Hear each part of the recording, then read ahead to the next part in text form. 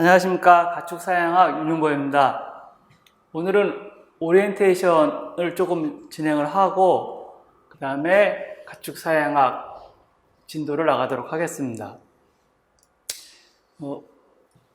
여러분들이 준비하시는 축산직, 이제 기술직 공무원 준비를 하고 계시는 거죠. 그래서 가축사양학 이 과목의 특성을 조금 이해를 하시고 각 부분별 무엇을 체크를 하셔야 되는지 그러한 내용에 대해서 오늘 말씀을 드리도록 하겠습니다. 가축사양학은 축산직 9급 공무원과 7급 공무원의 이제 공통 과목입니다. 7급을 보시던 9급을 보시던 가축사양이 공통 과목이고 9급일 때에는 가축 육종학이 포함되어 있죠. 그래서 시험 과목이 가축사양학, 가축육종학 이렇게 됩니다. 7급 농촌지도사 있죠. 그 경우에는 가축육종학 대신에 가축 번식 생리학이 들어갑니다.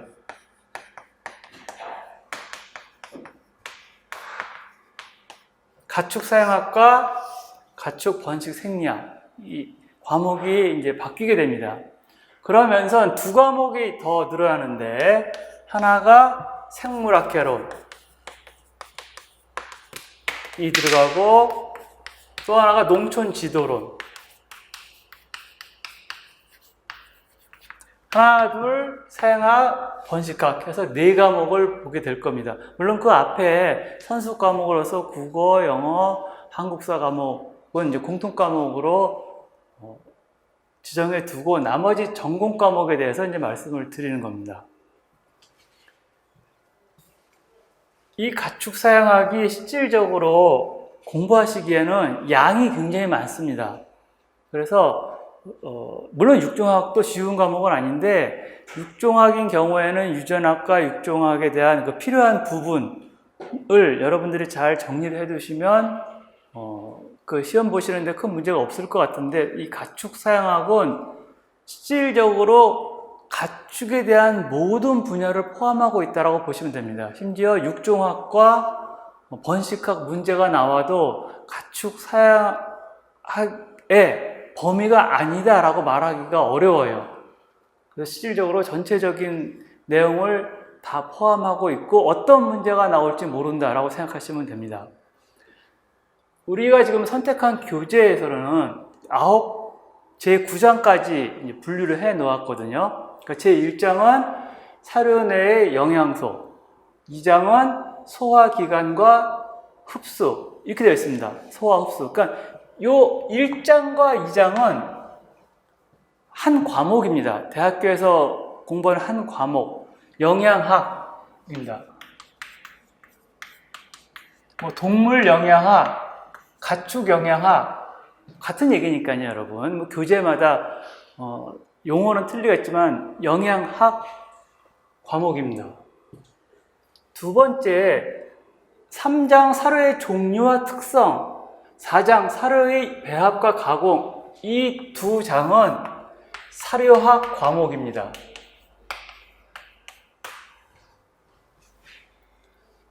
다섯 번째, 가축 사양의 원리, 그 다음에 여섯 번째, 축종별 사양학 이것은 사양학 과목입니다.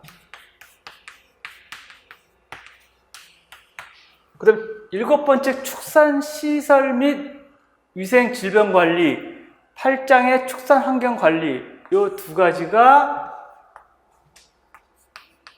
축산시설학 축산환경학 이렇게 교재명이 되어 있을 수 있는데 일단 기본적으로 축산시설학입니다. 시설에 대해서 물어보는 거예요. 그다음 9번째 장 동물 행동 및 복지 있죠? 요새 그 동물 복지에 대해서 굉장히 많이 논하고 있잖아요. 그러니까 이쪽은 동물 행동학 이렇게 보시면 됩니다. 실질적으로 동물 행동학의 한 과목입니다. 그 다음에 이 복지 쪽은 나중에 사양의 개념, 사양을 할 때 어떠한 그런 긍정적인 내용을 가지고 사양을 할 것이냐, 단지 생산물만 원하는 것이 아니라 살아생전에 어느 정도의 기본적인 권리를 인정해주고 가축이지만 편안한 삶을 살 수 있도록 그렇게 해주는 것이 이제 복지의 개념이거든요. 그러니까 이 9장으로 구성되어 있는데 과목으로 치면 최소한 영양, 사료, 사양, 시설, 행동 5과목이 이 한 장에 들어가 있는 겁니다. 최소한 5과목이 들어가 있어요. 한 과목당 이게 한 학기 분량이거든요. 엄밀히 따지면 사료학과 영양학이 지금 1장, 2장으로 나눠놨지요. 거의 한 학기에 다 못 배웁니다. 한 학기라고 해야 15주 수업에서 중간고사, 기말고사 빼면 13주 수업이잖아요. 13주에 여러분들 13번 배워서 이 영양학을 다 수업을 나갈 수 있느냐? 그거 어렵거든요. 근데 진도 구성상 한 학기에 넣어놓고 나가는 학교도 있고 영양학을 제1, 영양학 1, 2로 나눠서 나가는 학교도 있고 학교마다 이제 커리큘럼 자체는 약간 다릅니다.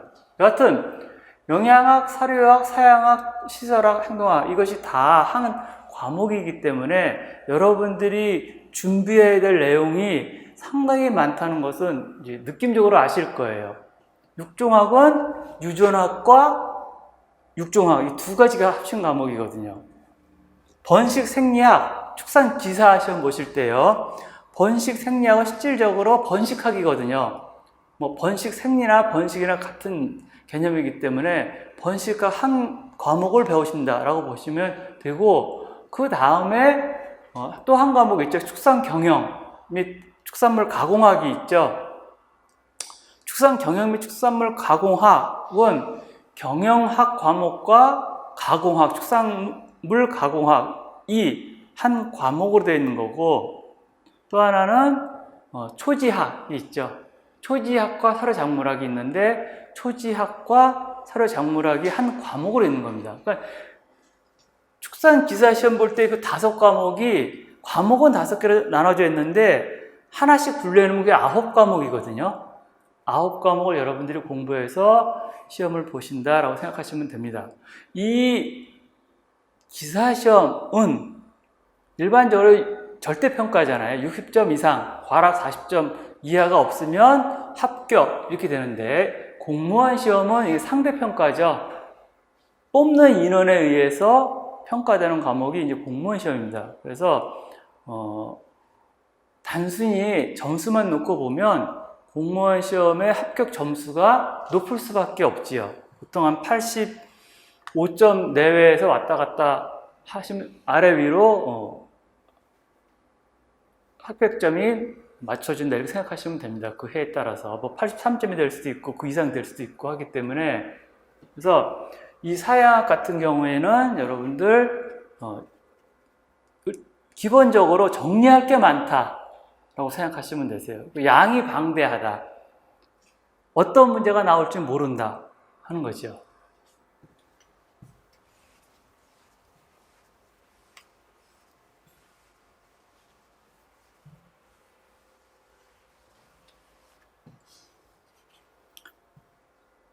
이 교재가 이제 기본적으로 특히 비전공 하신 분들이 축산직 시험 보실 때는 이제 기본적인 내용이 잘 나와 있습니다. 기본적인 내용이 잘 나와 있고, 실질적으로 공무원 시험 보시기에는 조금 보충을 할 필요가 있다고 저는 보거든요. 그래서 나중에 이 교재 다 끝나면 다시 한번 정리를 할 때는 조금 더 심도 있게 강의가 진행이 될 겁니다. 그러니까 지금 처음에 나가는 이 진도는 여러분들이 기본적인 것, 그러니까 제가 볼 때는 전공, 비전공 관계없이 모두 다 모른다, 여러분들이. 제가 지금 말하고 있는 것을 여러분들이 모르고 있다라는 전제하에 수업을 진행을 합니다.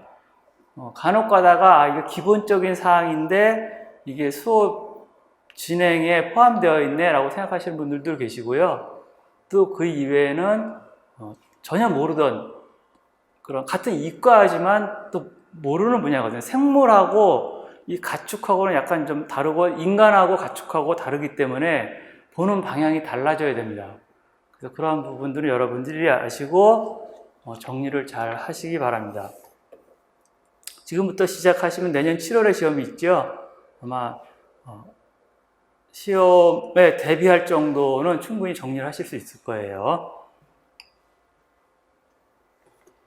자, 이번 시간에는 이제 사양학 1장부터 정리를 하겠습니다. 영양소의 종류와 생리적 기능, 있죠? 영양소의 분류 나와 있는데, 자, 영양이란 이렇게 나와 있어요. 영양은 사료의 섭취, 소화, 흡수, 배설 등 체내에서 일어나는 대사작용을 말한다. 이렇게 되어 있죠. 일단 용어 정리부터 나가겠습니다. 용어 정리부터. 자, 영양, 그러면 일단 가축 생활이기 때문에 우리가 음식이라고 표현하지 않죠. 사료라고 표현합니다. 식물과 동물의 차이점은 이런 경우가 있죠. 식물은 자기 자체 내에서 이산화탄소와 물과 햇빛, 에너지 세 개를 가지고 탄수화물을 합성해냅니다. 물론 땅 속에 있는 여러 가지 영양 물질을 흡수하기도 합니다. 근데 기본적으로 본인이 영양 성분을 합성해낼 수 있어요. 동물은 그게 안 되는 거죠. 외부에서 체내로 사료가 들어가지 않으면 살 수가 없지요. 그래서 그러한 차이점이 가장 큰 동식물의 차이점이라고 보시면 되겠습니다. 일단 사료를 섭취해야 된다 하는 거죠. 섭취를 한 다음에 소화를 먼저 해야 됩니다. 일단 뭘 먹어야 소화를 시키잖아요. 소화는 음식을 먹을 때, 사료를 급여할 때에는 그 분자량이, 그 크기가, 덩어리가 크죠. 그 덩어리 큰 거를 우리가 체내에서 실필지를 통해서 간으로 가서 해독한 다음에 각 부위로 보내주려면 매우 작은 크기로 잘라줘야 되거든요. 그것을 고분자가 저분자로, 특히 최소 단위까지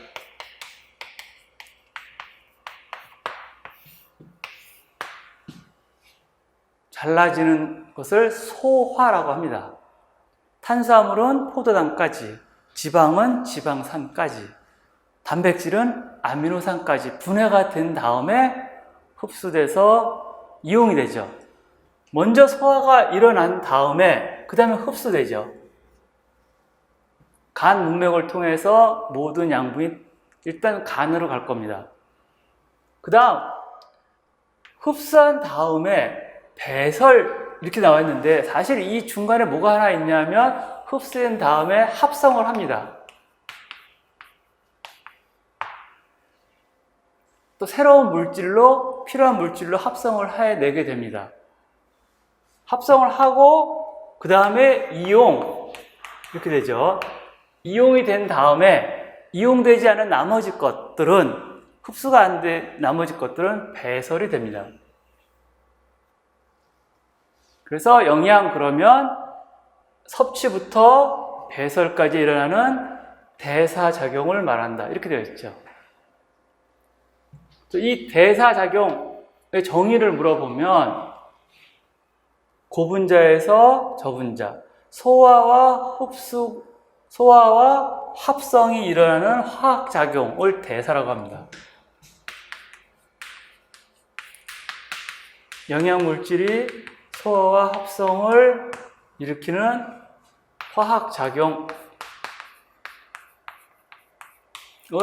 대사, 이렇게 얘기를 합니다. 계속 나오는 단어죠. 메타볼릭 에너지 혹은 메타볼리즘, 이렇게 얘기를 합니다. 대사. 근데 이 대사는 교재에 따라서 물질 대사 이렇게 표현한 교재도 있어요. 물질 대사 혹은 사람, 의학 쪽 있죠? 사람에 대한 것은 신진대사 이렇게 또 표현하기도 합니다. 근데 가축에서는 신진대사라는 말은 잘 안 쓰지만 일단 내용은 같다는 얘기예요. 그래서 여러분 대사 그러면 대사, 물질대사, 신진대사 같은 용어다라고 이해를 하십시오.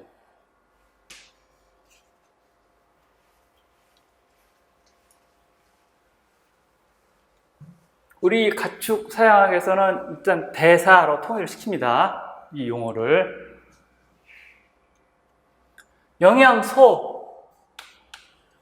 영양소랑 생명 유지와 생산 활동을 하기 위해서 외부로부터 공급되는 물질을 영양소라고 한다. 그죠? 자, 생명 유지에 필요한 것은 체온 유지.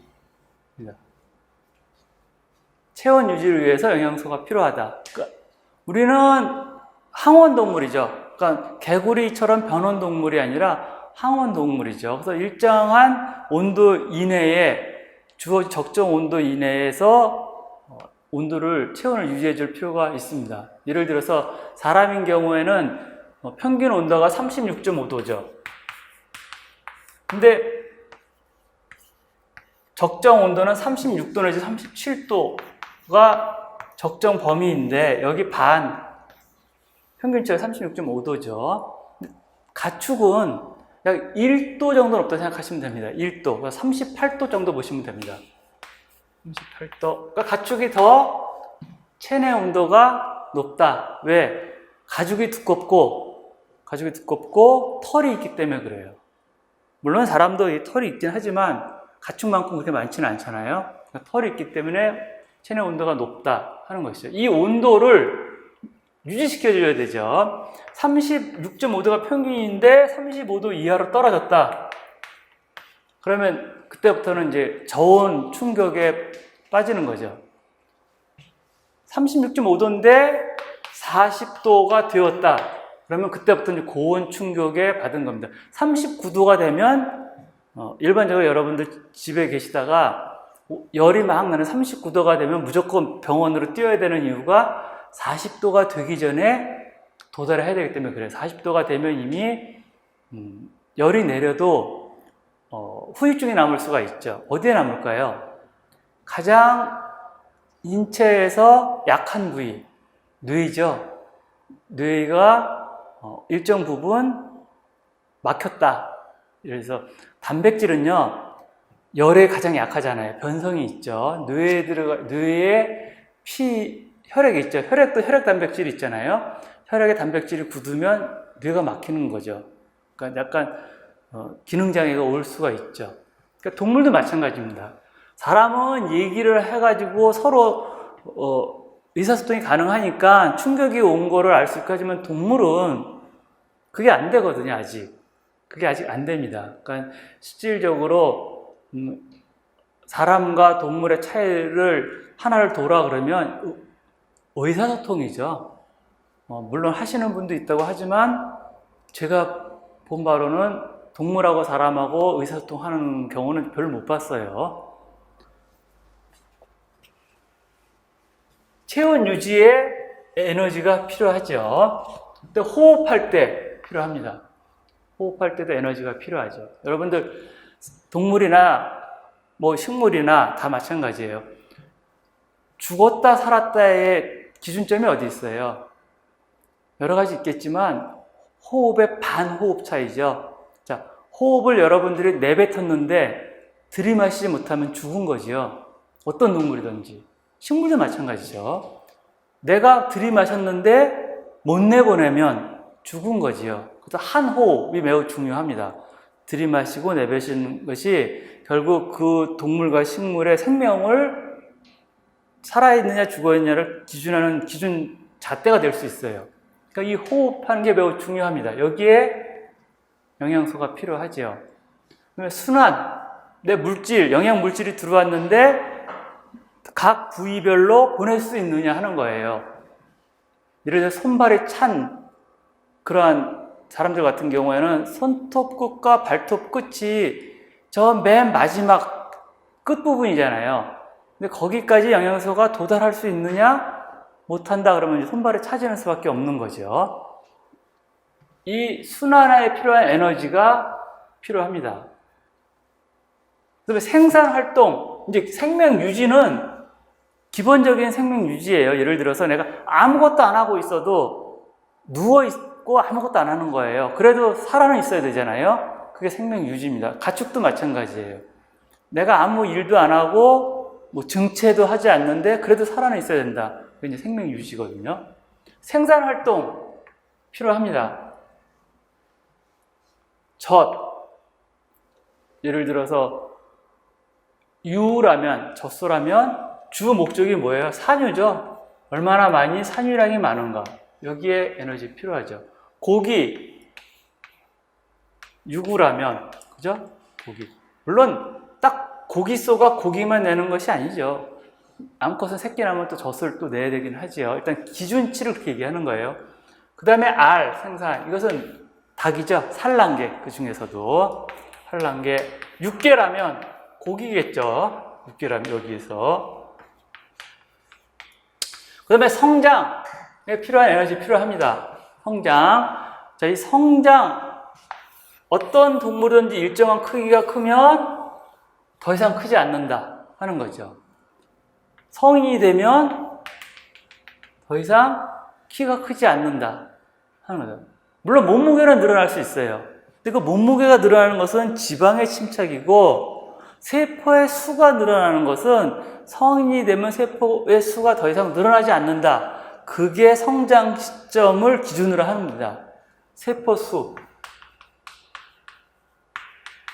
세포수의 증가가 없다. 그럼 여기 성장이 멈춘 거죠.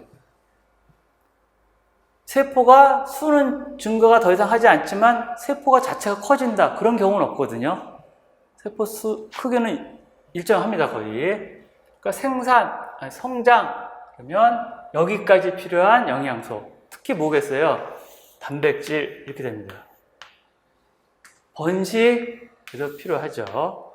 그래서 이 위쪽 부분은 가축이든 인간이든 다 똑같이 필요한 생명 유지에 필요한 에너지 혹은 영양소고요. 밑에 부분은 가축일 때 주로 요구되는 영양소입니다. 그러니까 사람을 통해서 뭐 고기를 생산하거나 우유를 생산하거나 뭐 번식을 많이 하라고 다그치거나 그러진 않잖아요. 그러니까 이 밑에 부분이 실질적으로 여러분들이 공부해야 될 내용이에요. 생산 활동이 가축 사양학의 목표점입니다.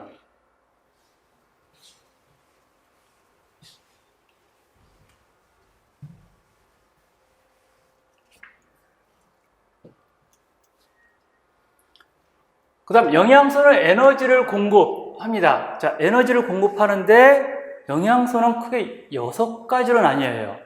우리 사료에서 6대 영양소 이렇게 얘기합니다. 6대 영양소. 이거 왜 그러냐면 나중에 사료를 만들거나 할 때는요, 그 기준이 있어야 되잖아요. 그 사료를 만들 때 표기해야 될 물질, 이 6대 영양소입니다. 처음에 수분 있어야 돼요. 탄수화물,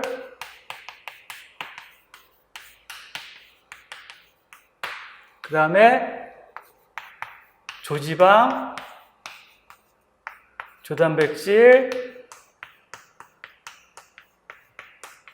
그 다음에 조회분 이렇게 됩니다. 그럼 몇 가지예요? 수분, 탄수화물, 조지방, 조단백질, 조회분 5가지네요. 하나가 빠졌죠? 자, 이 탄수화물을 2개로 다시 나눕니다. 탄수화물은 가용 무질소물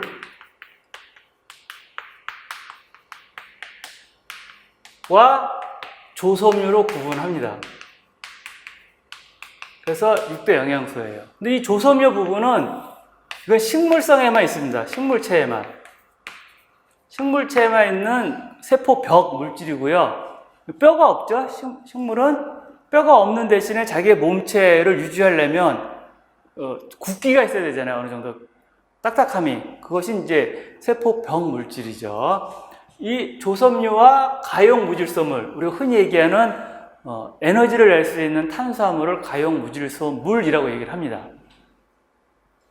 이 6가지를 6대 영양소라고 하는데 이 6가지 중에 3가지만 에너지를 낸다 하는 거예요. 그게 뭐냐면 가용 무질소물 하나, 이게 가장 중요하고 조지방이 두 번째, 조단백질이 세 번째예요.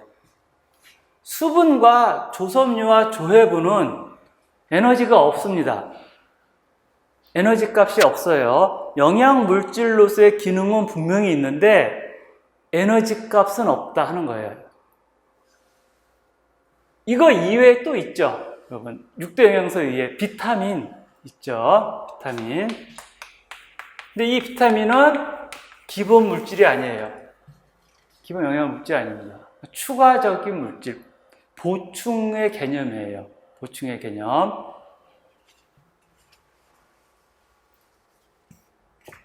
그래서 영양소를 공급하는 것은 탄수화물, 근데 여기 탄수화물을 다시 여러분들이 이렇게 표시를 하고 가용 무질소물 바꿔서 써주셔야 됩니다. 자, 그러면 이 조섬유는 왜 나왔을까요? 조섬유는요, 저 조섬유는 에너지가 없느냐? 동물이 누구냐에 따라서 조섬유가 에너지가 되기도 하고 안 되기도 해요. 무슨 얘기냐면, 일반적으로 사람은 위가 몇 개 있나요? 위장. 사람이 위가 몇 개 있나요? 하나 있죠. 한 개 있습니다. 그래서 이것을 홀로 단자 써서 단위동물 이렇게 얘기해요.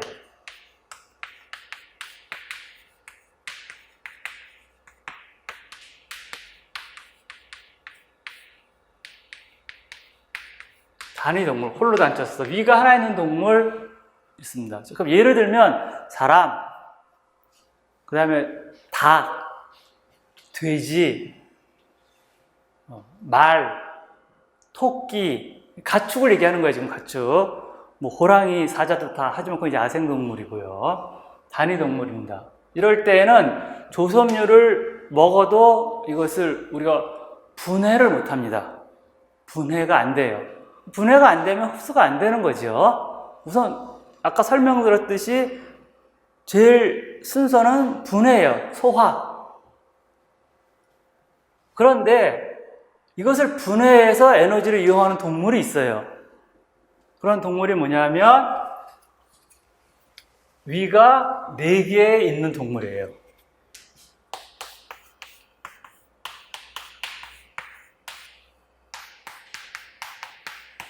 이것을 우리는 반추동물 이렇게 얘기를 합니다.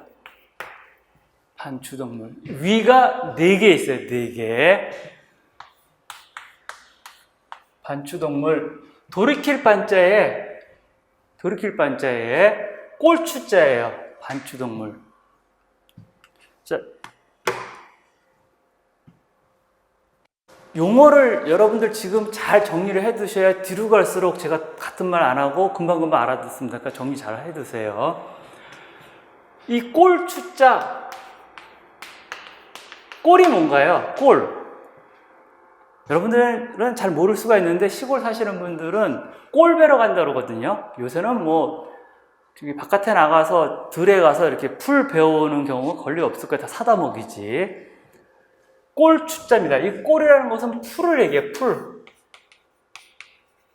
풀의 방언이다 이렇게 생각하시면 돼요. 옛날 어른들.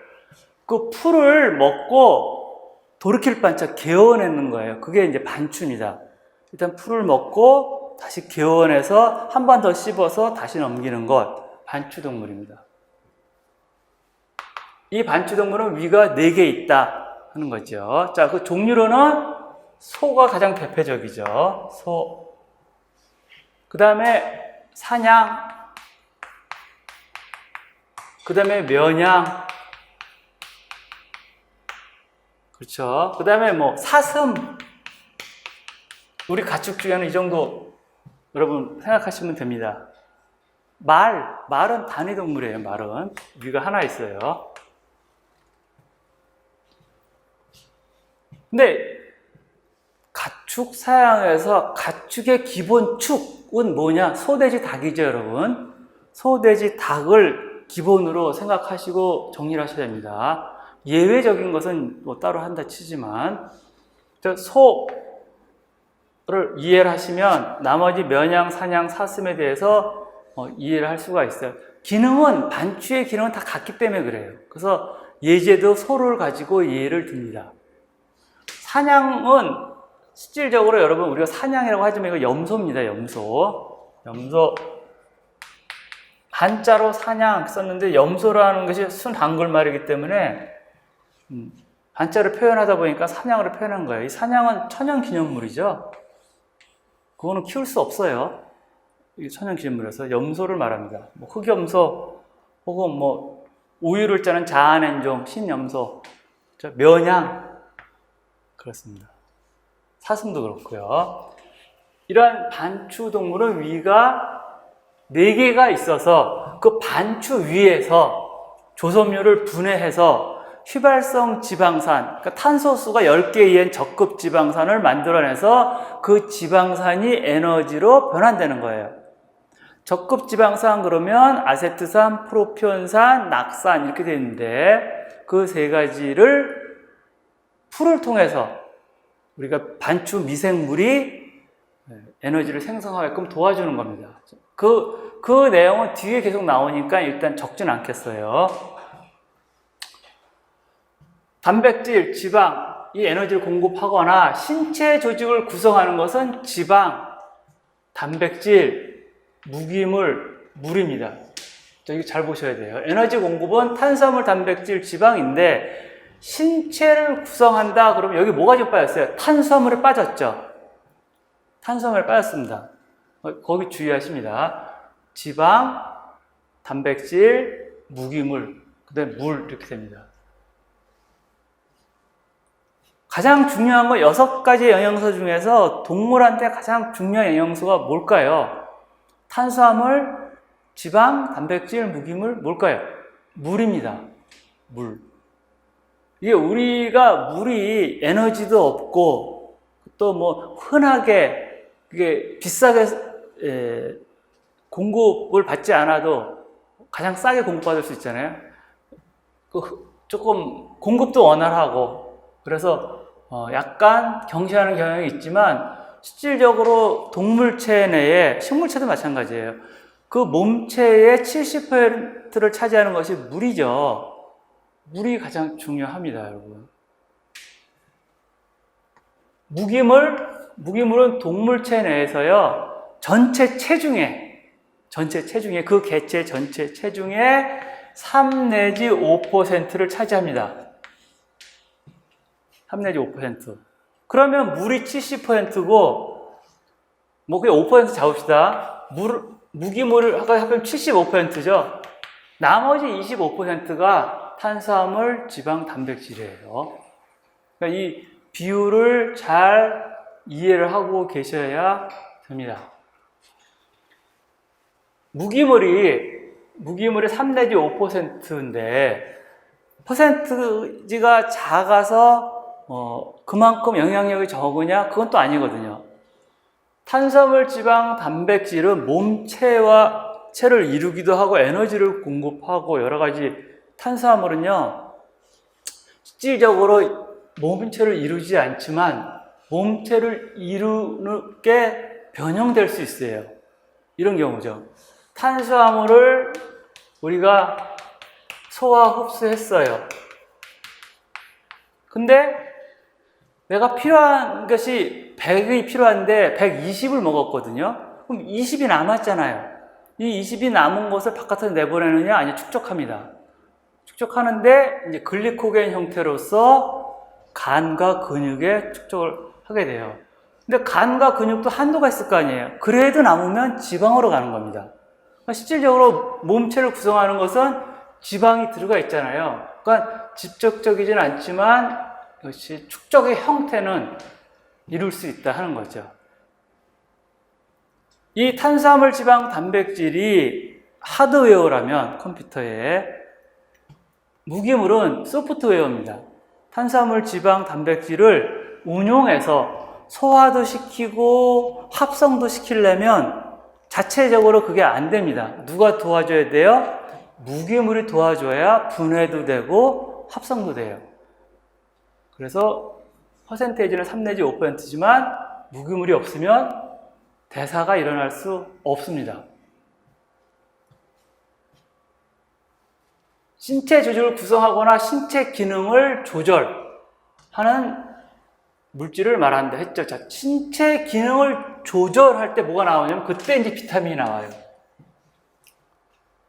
신체 기능을 조절할 때는 비타민 이렇게 나옵니다. 그러니까 여러분들이 이 영양소는 이라는 이 한 문장을 가지고 실제로 문제를 출제를 하려고 그러면 최소한 3문제는 만들 수가 있는 거예요. 에너지를 공급하지 않는 것은 무엇이냐? 신체 조직을 구성하는 것에 포함되지 않는 것은 무엇이냐? 그죠? 신체 기능을 조절하는 기능을 갖지 않는 것은 무엇이냐? 이렇게 물어볼 수 있거든요. 그러니까 요 특이점 이런 것들은 따로 체크를 해서 여러분들이 정리를 해 두십니다. 비타민은요, 말 그대로 비트 플러스 아민이에요. 실질적으로 이 비타민은 아민 플러스 비트거든요. 그러니까 이 아민은 아민기, 단백질이잖아요. 단백질, 아미노산을 이루는 주 형태이기 때문에 단백질과 관계가 있어요, 비타민은.